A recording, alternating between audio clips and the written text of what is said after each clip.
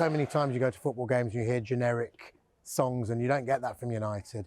And I think to focus on one that firstly is not a particularly good song, and secondly, a song that is offensive to not just Chelsea supporters, but also obviously United supporters, allies, and other supporters within the LGBTQ plus community.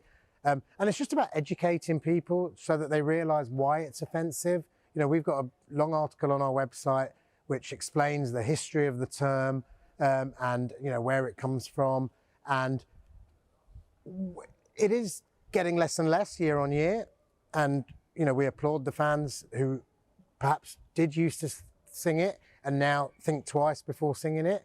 And we just ask, you know, for me, the best thing that's happened to Old Trafford in the last 2 or 3 years is you know, down at the Stretford end, the TRA and the singing section. The atmosphere here is so much better.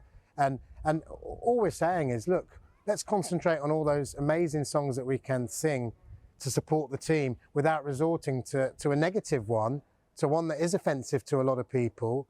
And also, given the season that Chelsea have had, there's plenty we can take the mickey out of them for without having to resort to that. Absolutely. I think education is key. I think we've got to think about our young fans as well. And, you know, we want them to grow up in a world where all are equal.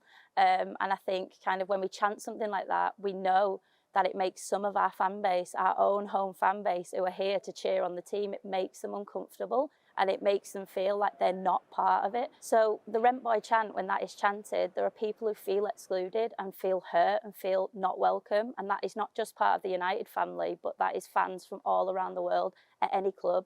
And football is a game for all, and I want everybody to feel included. But ultimately, let's not focus on the Chelsea Rent Boy song if we want to sing something derogatory about Chelsea. There's a load of things we can sing about Chelsea. Going back to the final in 2008, let's not sing about something that's offensive. But what we don't want to do is we don't want to wait until afterwards, where if it does happen, that we're all sitting here going, oh, you know, shouldn't have done that, shouldn't have done that. Let's put the message out and say, we're asking all the supporters, we're asking the singing section, the rest of the stadium, all United fans to think about the people within your own fan base, if not the Chelsea fans as well, that actually let's concentrate on all the positive stuff that we can be singing about. And you can still sing, you know, no one's trying to take tribalism away from football, but you can do it in a non-offensive way. I think the purpose of kind of putting this message out prior to the game is so that people have that opportunity to seek that education if they're still unsure about why that Rent Boys chant is so offensive and why people find it excludes them from football.